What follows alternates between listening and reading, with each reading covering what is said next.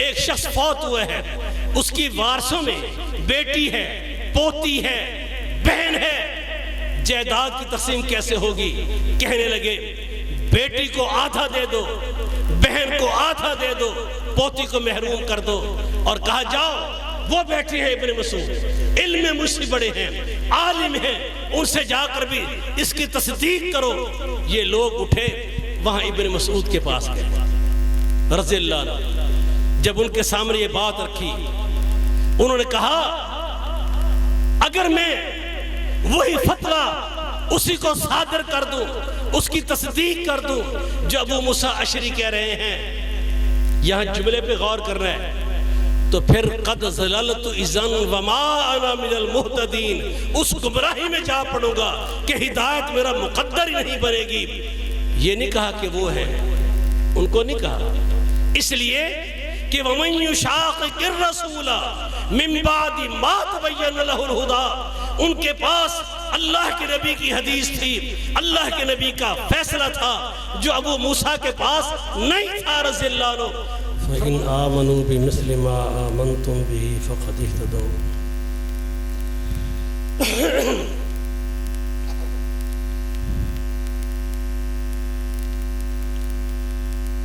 اس کائنات کے اندر تعریفوں کے لائق اکیلا اللہ عز و جل، اور ہما قسم کی تعریفیں اسی کی ذات کو زیبا ہیں، اور وہ اپنے کمال تعریفوں میں یکتا ہے، اور ہما قسم کے مسنون درود و سلام محمد الرسول اللہ صلی اللہ علیہ وسلم کی ذات اقدس کے لیے ہیں۔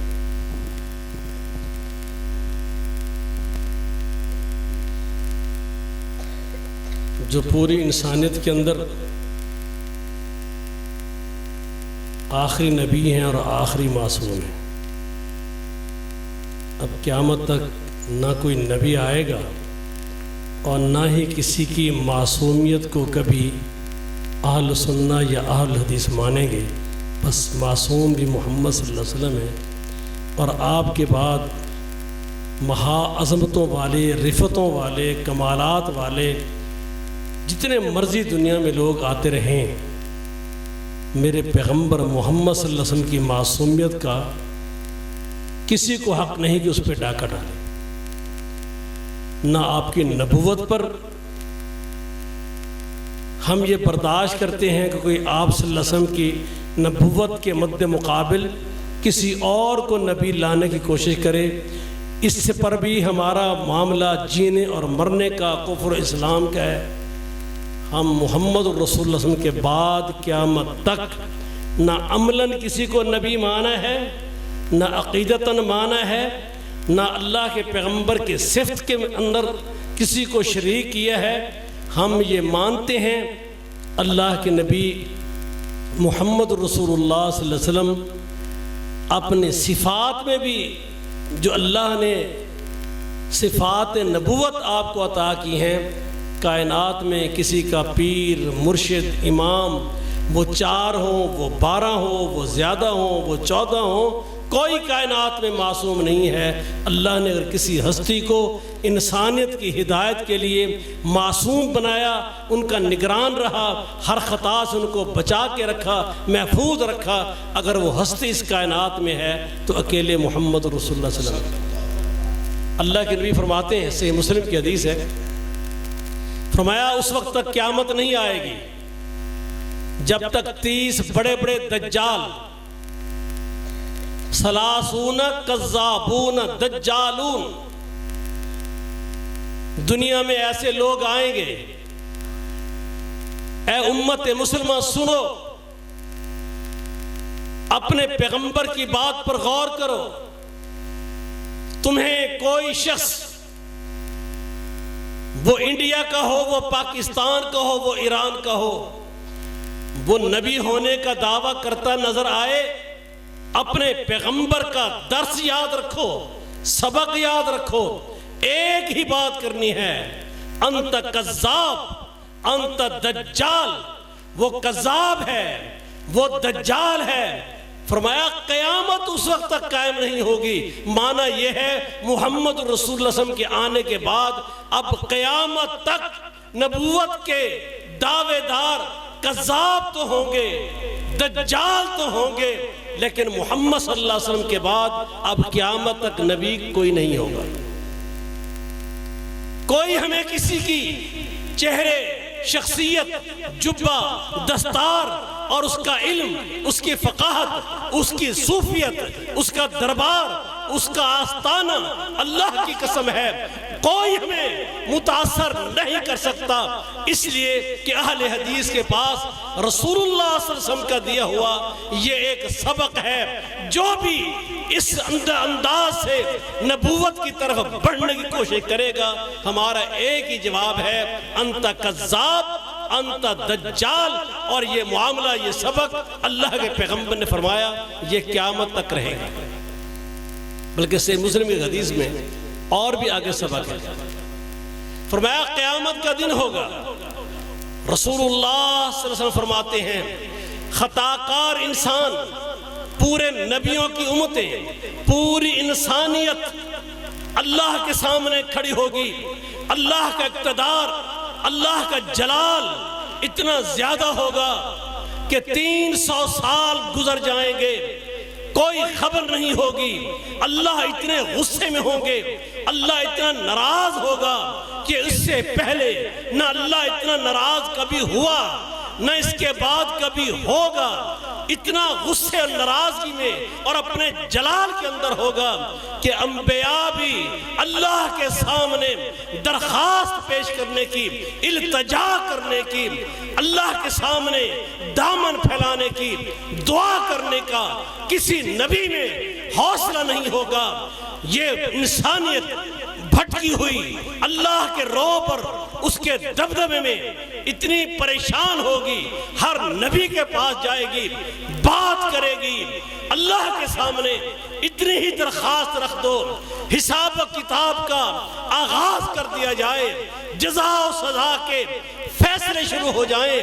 ہم اس میدان محشر میں اتنے شدید مشکلات اور دکھ میں ہیں، اللہ سے کہہ دیجئے اللہ میزان قائم کر دے، اعمال کا ریکارڈ لایا جائے، جزا سزا کے فیصلے ہونے شروع ہو جائیں، جنت دوزخ کے اعلانات ہونے شروع ہو جائیں۔ اللہ سے دعا کر دیجئے۔ فرمایا رسول اللہ صلی اللہ علیہ وسلم نے ہر پیغمبر دوسرے نبی کے پاس بھیجے گا اور یہ لفظ ہر نبی کہے گا آج میرا اللہ اتنے جلال کے اندر ہے، اتنے غصے کے اندر ہے، نہ اس سے پہلے کبھی ہوا نہ آئندہ ہوگا۔ اس لیے کوئی نبی بھی اللہ کے سامنے استدعا کرنے کی، درخواست کرنے کا حوصلہ پیدا نہیں کرے گا۔ ہر نبی دوسرے نبی کے پاس بھیجے گا، حتیٰ کہ عیسیٰ علیہ السلام کے پاس یہ انسانیت پہنچے گی، تمام نبیوں کی امتیں پہنچیں گی، اور وہاں آ کر پھر ان سے کہیں گے، اور وہ بھی جواب میں کہیں گے آج میں اللہ کے نبی عیسیٰ علیہ السلام بھی اللہ کے غضب اور جلال کی وجہ سے اللہ کے سامنے کوئی کلام کرنے کا، کوئی سوال کرنے کا حوصلہ نہیں پا رہا۔ جاؤ اس ہستی کے پاس جو محمد ہیں صلی اللہ علیہ وسلم، اللہ کے آخری نبی، اللہ کے آخری رسول ہیں۔ پوری انسانیت قادیانیت بھی سن لے، اللہ کے پیغمبر کی صفت معصومیت کے اندر اپنے بزرگوں اور اماموں کو شامل کر کے ختم نبوت کی صفت کے اندر جو میرے نبی کا خاصہ ہے، یہ سبق آج اہل الحدیث سے اس کے سٹیج سے سن کر جائیے۔ محمد رسول اللہ صلی اللہ علیہ وسلم کے بعد قیامت تک نیک آ سکتے ہیں، صالح لوگ آ سکتے ہیں، ائمہ دین آ سکتے ہیں، علماء آ سکتے ہیں، صلحاء آ سکتے ہیں، شہداء آ سکتے ہیں۔ قسم ہے رب ذوالجلال کی، کائنات میں میرے نبی کے بعد قیامت تک کوئی معصوم نہیں آ سکتا۔ نعرہ تکبیر، نعرہ تکبیر، تاجدار ختم نبوت، تاجدار ختم नबुवत, शान रिसालत, नारे तकबीर। और ये भी बात ज़हन में रखें, अल्लाह की तौफीक से मैं वो हदीस पहले मुकम्मल कर लूँ।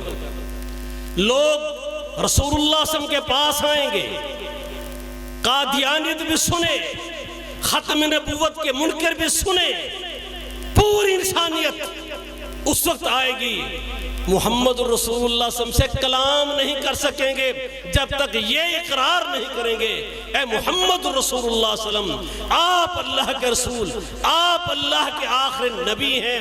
अल्लाह ने आपकी हमा किस्म की भूल भलियां सबको माफ कर दिया है, पाक बनाया है, पाक रखा है, पाक उठाया है। ए मुहम्मद रसूलुल्लाह सल्लल्लाहु अलैहि वसल्लम आप अल्लाह से ये दरखास्त पेश कर दें, आप अल्लाह के रसूल हैं, आखिरी नबी हैं, जब तक मेरे पैगंबर की ये सही मुस्लिम की हदीस है खत्म नबूवत का इकरार न करेंगे, मेरे मोहम्मद से कलाम नहीं कर सकेंगे सल्लल्लाहु अलैहि वसल्लम। अब अल्लाह के नबी सल्लल्लाहु अलैहि वसल्लम फरमाते हैं, मैं आगे बढ़ूंगा, आदम अलैहिस्सलाम से लेकर ईसा अलैहिस्सलाम तक कोई नबी आगे नहीं बढ़ा। अल्लाह का जलाल देखकर, अल्लाह का गुस्सा देखकर, अल्लाह का गजब देखकर मुहम्मद रसूलुल्लाह सल्लल्लाहु अलैहि वसल्लम इस इंसानियत के लिए जो इकरार करेंगे आप अल्लाह के रसूल और आखिरी नबी हैं, अल्लाह के नबी उसके बाद अल्लाह के सामने सजदा रेज होंगे, दुआएं करेंगे। ये हदीस आपने आगे सुनी। मैं ये बताना चाहता हूँ रसूलुल्लाह सल्लल्लाहु अलैहि वसल्लम पर कुरान उतरा, वलाकिन रसूलुल्लाह व खातमुन नबिय्यीन, अल्लाह ने ऐलान कर दिया कुरान में मुहम्मद आखिरी नबी हैं सल्लल्लाहु अलैहि वसल्लम। और ये भी अल्लाह के नबी ने ऐलान कर दिया अब क़यामत तक जो भी ये दावा लेकर आए वो कज़्ज़ाब और दज्जाल हो सकता है, मुहम्मद रसूलुल्लाह सल्लल्लाहु अलैहि वसल्लम के बाद नबी कोई नहीं हो सकता। और जिस दिन मैदान माशर कायम होगा, पूरी इंसानियत जमा होगी, उस दिन भी ऐलान यही हो रहा होगा कि मुहम्मद अल्लाह के आखिरी नबी हैं सल्लल्लाहु अलैहि वसल्लम। आज की ये जो कॉन्फ्रेंस है उसका पहला बुनियादी नुक्ता यह था। अच्छा अब ये बताइए, जो मुसलमान है वो क्या चाहता है? अल्लाह की जहन्नम से बचना चाहता है, अल्लाह की जन्नत में जाना चाहता है। अगर ये अकीदा है तो फिर अल्लाह ने कुरान में क्या फरमाया है? दो बातें ज़हन में रख लो। वमन युशाक़िक़िर रसूल मिन बादि मा तबय्यन लहुल हुदा, पहली बात, जिसके सामने शऊर में, इल्म में मुहम्मद रसूलुल्लाह सल्लल्लाहु अलैहि वसल्लम का फैसला आए, मेरे नबी की हदीस आए, मेरे नबी की सुन्नत आए, वो अकीदे के अंदर हो, उसका ताल्लुक अमल के साथ हो, उसका रफ़्र यदैन के साथ हो, उसका हाथ बांधने के साथ हो, उसका ताल्लुक दाढ़ी माफ करने से हो, उसका ताल्लुक सच बोलने के साथ हो। अगर मोहम्मद रसूलुल्लाह सल्लल्लाहु अलैहि वसल्लम की बात के साथ, आपकी हदीस के साथ, आपकी सुन्नत के साथ अपने दिल के अंदर अकीदतन मसलकन अगर नफरत का इजहार करे, मेरे नबी की बात को अगर वो ठुकरा देता है, ये जानते हुए हाँ हदीस तो अल्लाह के नबी की है, सही बुखारी में है, मेरे पैगंबर नमाज शुरू करते, रुकू जाते, रुकू से उठते, रफ़्र यदैन किया करते थे, बात तो सही है, लेकिन आखिर मेरे बुजुर्ग नहीं करते, मेरे आलिम नहीं करते, मेरे इमाम नहीं करते। अगर वो करते तू फिर करता, तूने फिर मोहम्मद को माना ही नहीं है सल्लल्लाहु अलैहि वसल्लम। आप यकीन जाने अभी मेरे ये भाई आपकी इस मस्जिद के इमाम खतीब क़यामते दीन तक अल्लामा देख चुके दिलदार बहुत, हक के दावेदार बहुत।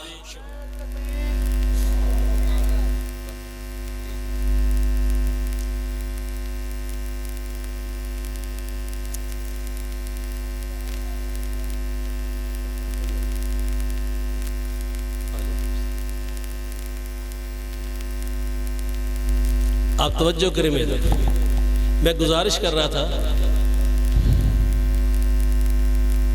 میں اس کی ایک مثال بھی آپ کو، ابھی میرے بھائی نے ذکر کیا، ہم ایک ماحول میں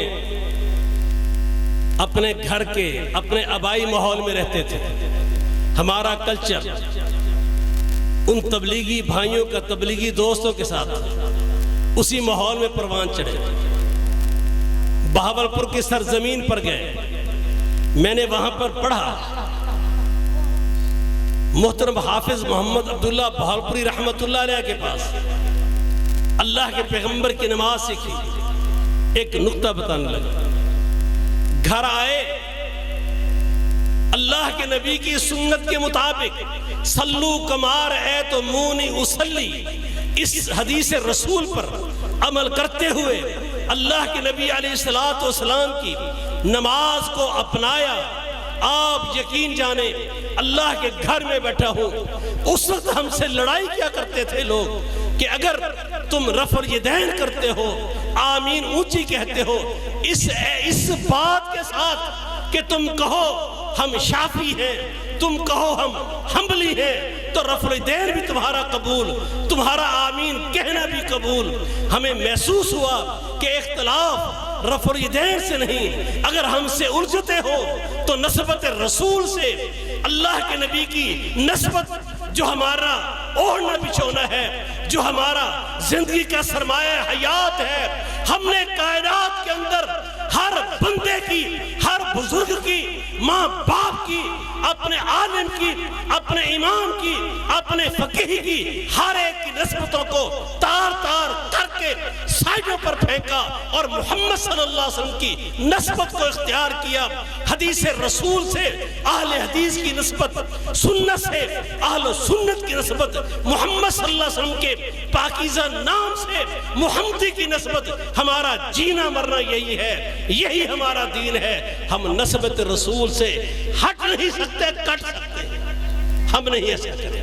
ہمارا جینا، ہمارا مرنا نسبت رسول کے ساتھ ہے، طریقہ رسول کے ساتھ ہے۔ اور اس پہ دوسری بات فرمایا، جو جہنم میں جا رہا ہے دو شخص ہیں، وَمَن يُشَاقِقِ الرَّسُولَ، جو اللہ کے نبی کی مخالفت کا راستہ اختیار کرتا ہے، وہ کون سے ہے؟ وَيَتَّبِعِ غَيْرَ سَبِيلِ الْمُؤْمِنِينَ، جو ایسے راستے پہ چلتا ہے، وَيَتَّبِعِ غَيْرَ سَبِيلِ الْمُؤْمِنِينَ، اگر ایسا راستہ اختیار کرتا ہے جو اہل ایمان کا راستہ نہیں، اللہ کے نبی کی مخالفت کرتا ہے، اہل ایمان کا راستہ چھوڑ دیتا ہے، اللہ فرماتے ہیں نُوَلِّهِ مَا تَوَلَّا وَنُصْلِهِ جہنم، جدھر یہ بد نصیب جا رہا ہے اسے اللہ ادھر دھکا دیتا ہے، اس کا انجام جہنم ہے، جس نے اہل ایمان کے راستے سے کٹ کے چلتا ہے۔ کون سا اہل ایمان؟ آج کوئی کہیں گے ہم اہل ایمان ہیں، وہ کہیں گے ہم مومن ہیں، وہ کہتے ہیں میں مومن ہوں۔ اللہ قرآن میں کہتے ہیں والذین آمنوا وہاجروا وجاہدوا فی سبیل اللہ والذین آووا ونصروا۔ قرآن پاک کی آیت کا خلاصہ یہ ہے، محمد رسول اللہ صلی اللہ علیہ وسلم کے صحابہ، مہاجرین صحابہ، انصار صحابہ، جو مکے میں گھر بار، تجارت، بیوی بچے، خاندان، اللہ کی محبت میں، اللہ کے نبی کی محبت میں چھوڑ کر مدینہ آئے، یہ مہاجرین صحابہ آگے بڑھ کر گھر ان کو دینے والے، کاروبار ان کو دینے والے، بہنیں بیٹیوں کا نکاح کر کے ان کے گھروں کو آباد کرنے والے انصار صحابہ۔ اللہ فرماتے ہیں یہ میرے محمد صلی اللہ علیہ وسلم کا جو بنایا ہوا، بسایا ہوا یہ چمن ہے اصحاب رسول کا، اولئک هم المؤمنون حقا، یہ ہے اصل مومن، یہ ہے سچے مومن۔ اگر تو چاہتا ہے جنت میں جانا، تو چاہتا ہے جہنم سے بچنا، تو پھر اصحاب رسول کے طریقے پہ آ جائے۔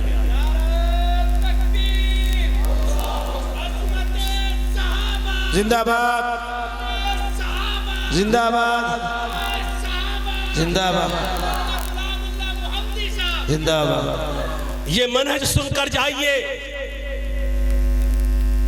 ہم اہل الحدیث دنیا میں اسلام پر، دین پر، سنت پر، حدیث پر، اصحاب رسول کو اگر الصادقون الفائزون الراشدون اگر ہم ان کو ہدایت یافتہ سچے صاحب ایمان اہل الجنت نہ مانے تو پھر نہ ہمیں نماز مل سکتی ہے، نہ روزہ مل سکتا ہے، نہ قرآن مل سکتا ہے، نہ حدیث۔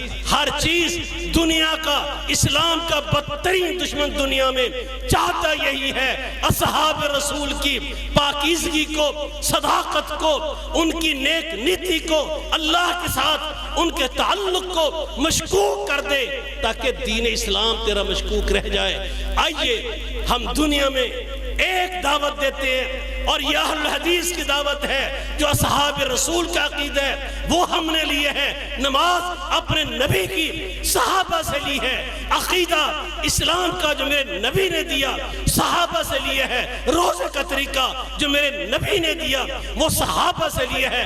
قسم ہے رب ذوالجلال کی، صحابہ کو ہٹا دو ہمیں دین ملتا ہی نہیں ہے۔ ہمارا عقیدہ بھی وہی ہے جو اصحاب رسول کا تھا۔ آپ کو پتہ ہے محفل سجی ہوئی ہے، لوگ گروہ میں بیٹھے ہیں، ادھر ابو موسیٰ اشعری بیٹھے ہیں رضی اللہ عنہ، ادھر عبداللہ بن مسعود وہاں بیٹھے ہیں رضی اللہ عنہ۔ لوگ آئے ابو موسیٰ سے پوچھا، پیغمبر کا صحابی، فقیہ صحابی، اہل جنت، جنت کے ان پاک باز ہستیوں میں ان کا شمار ہے کہ جن کے لیے قرآن اترا ہے، لَقَدْ رَضِيَ اللَّهُ عَنِ الْمُؤْمِنِينَ، یہ ان مومنین میں سے، اصحاب رسول میں سے ہیں۔ آج یہ ابو موسیٰ اشعری بیٹھے ہیں، ادھر اب ابن مسعود بیٹھے ہیں۔ ابو موسیٰ اشعری سے پوچھا، ایک شخص فوت ہوئے ہے، اس کی وارثوں میں بیٹی ہے، پوتی ہے، بہن ہے، جائیداد کی تقسیم کیسے ہوگی؟ کہنے لگے بیٹی کو آدھا دے دو، بہن کو آدھا دے دو، پوتی کو محروم کر دو۔ اور کہا جاؤ، وہ بیٹھے ہیں ابن مسعود، علم میں مجھ سے بڑے ہیں، عالم ہیں، ان سے جا کر بھی اس کی تصدیق کرو۔ یہ لوگ اٹھے وہاں ابن مسعود کے پاس گئے رضی اللہ عنہ۔ جب ان کے سامنے یہ بات رکھی، انہوں نے کہا اگر میں وہی فتویٰ اسی کو صادر کر دوں، اس کی تصدیق کر دوں جو ابو موسیٰ اشعری کہہ رہے ہیں، یہاں جملے پہ غور کر رہے ہیں، تو پھر قد ضللت اذن وما انا من المہتدین، اس گمراہی میں جا پڑوں گا کہ ہدایت میرا مقدر ہی نہیں بنے گی۔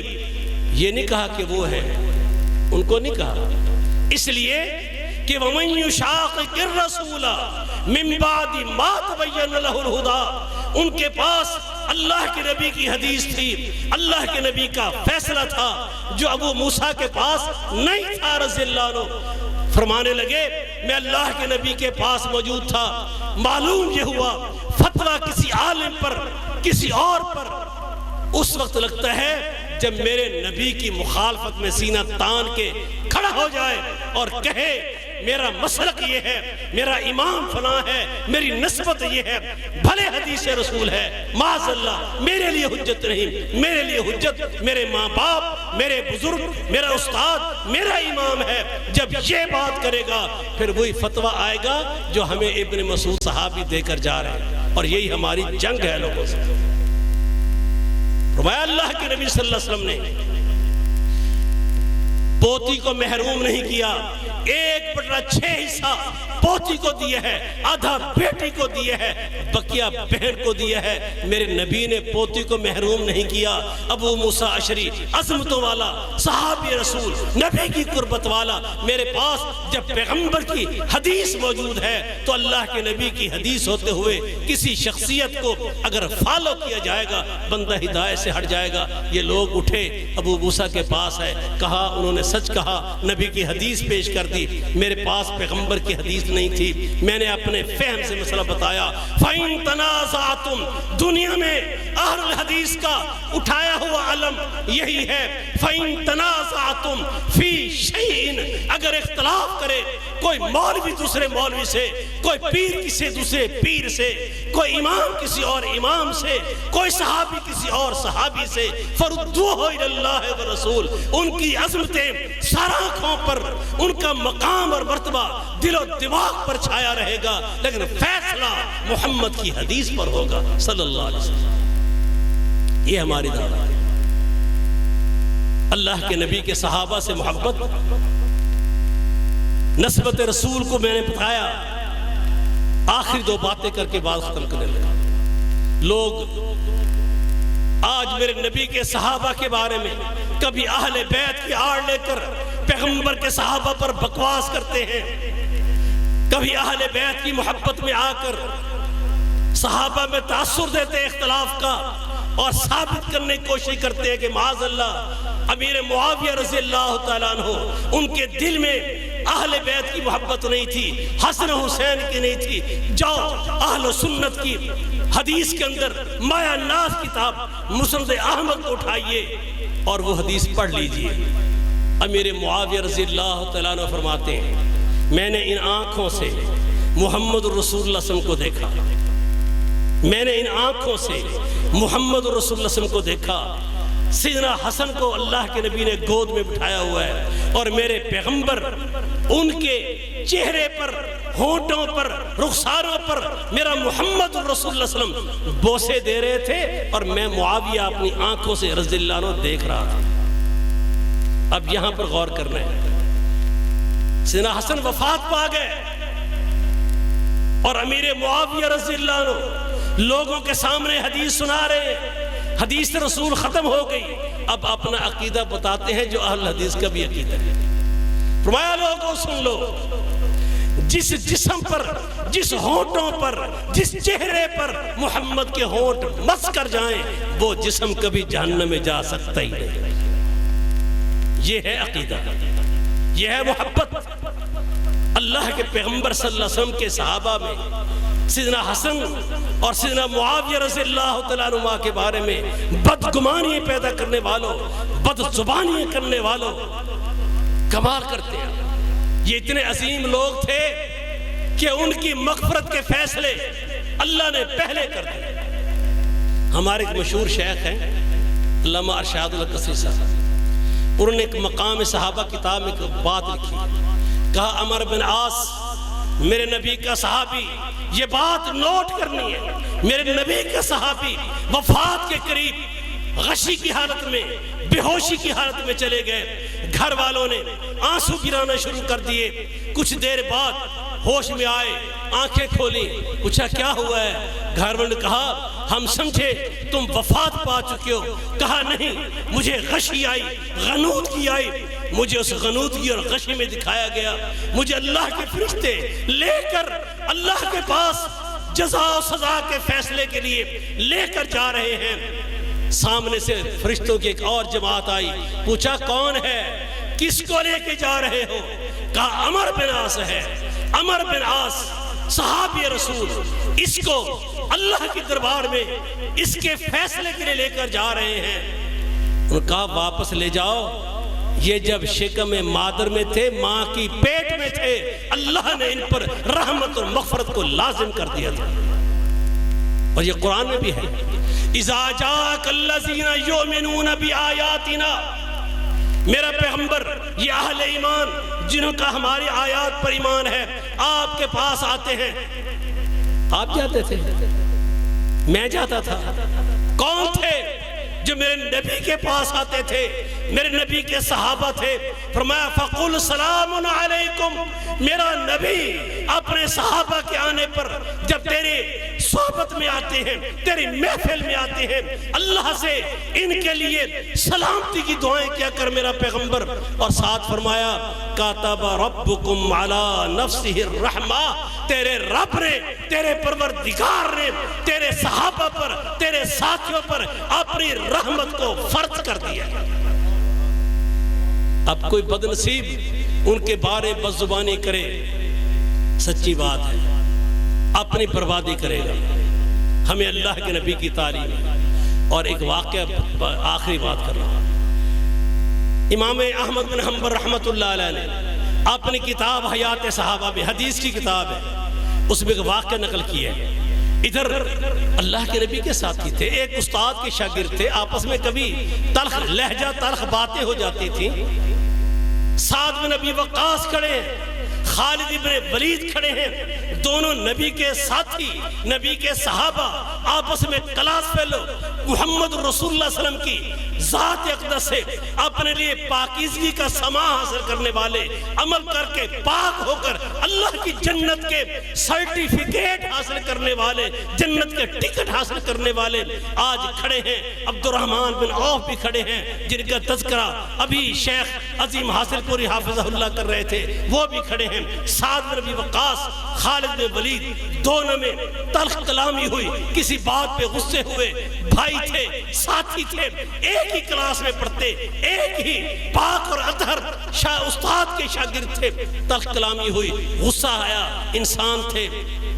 جب محفل ہٹی، ایک شخص عبد الرحمن بن عوف سے کہتا ہے رضی اللہ عنہ، خالد نے زیادتی کی ہے، سنو اس بات کو، خالد بن ولید نے زیادتی کی ہے، سعد بن ابی وقاص کے ساتھ اس لہجے میں بات نہیں کرنی چاہیے تھی۔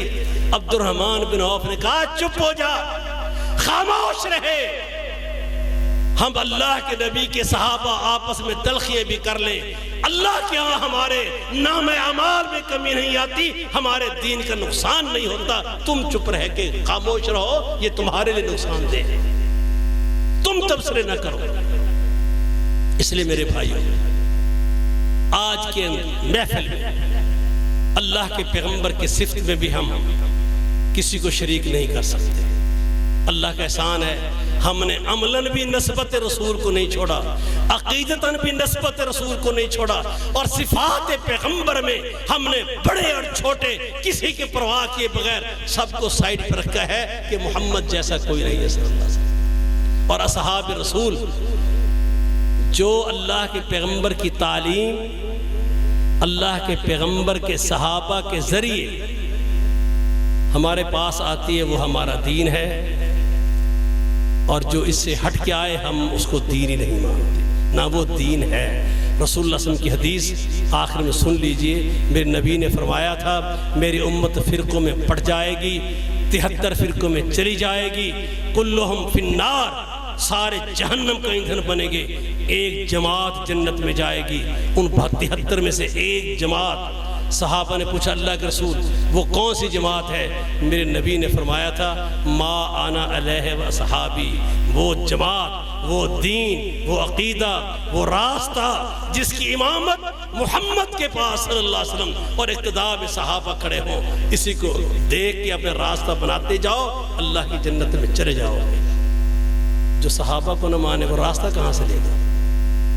اس لیے میرے اس نواسے نے، احسان نے، اللہ اس کی جوانی میں برکت ڈالے، مجھ سے کہا تھا، لکھا تھا نانا ابو صحابہ کی عظمت کی دفاع کا کیا طریقہ ہے؟ بیٹا ان جیسا عقیدہ بناؤ، ان جیسا عمل بناؤ، ان کے نام بچوں میں رکھو، ان کی سیرت، ان کی تربیت، ان کے جہادی کارنامے، ان کے علمی کارنامے، عملی کارنامے، اخلاقیات سب اپنے بچوں کو اصحاب رسول کے واقعات سے ان کو آشنا کریں، پڑھائیں، سکھائیں، ان سے محبت کو دین کا حصہ بنائیں۔ امام مالک رحمۃ اللہ علیہ فرماتے ہیں ہم جب مدینہ میں پڑھا کرتے تھے، ہمیں امام مالک فرماتے ہیں ہم جب مدینہ میں پڑھا کرتے تھے ہمیں ابو بکر و عمر کی محبت ایسے پڑھائی اور سکھائی جاتی تھی جیسے اللہ کے قرآن کی آیتیں یاد کرائی جاتی تھی۔ وما علینا